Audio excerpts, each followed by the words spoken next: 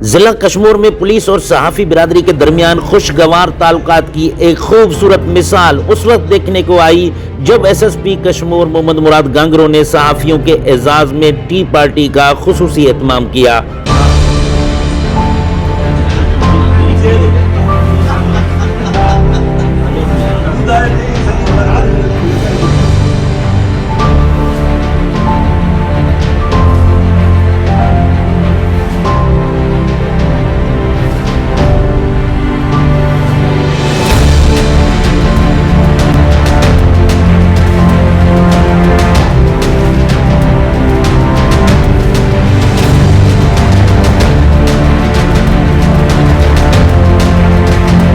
SSP Kashmir ने Kandhkot district press club के नौ मुंतखब बॉडी के सदर Dilip Kumar Thakur, general secretary Ali Hasan Malik व दीगर ओहदेदारान को पुरतपाक अंदाज में खुशामदीद कहा। उस मौके पर प्रेस क्लब के सरपरस्त आला गुल मोहम्मद खान जखरानी, सीनियर सहाफी मसूद आलम सुमरो और बकामुंद बंगवार भी हमरा मौजूद थे। एसएसपी मोहम्मद मुराद गांगरो ने सहाफियों को सिंध की सकाफत की पहचान अजरक का तोहफा पहनाकर इज्जत व एहतराम का इजहार किया और कहा कि सहाफत मुआशरे की रहनुमाई करती है,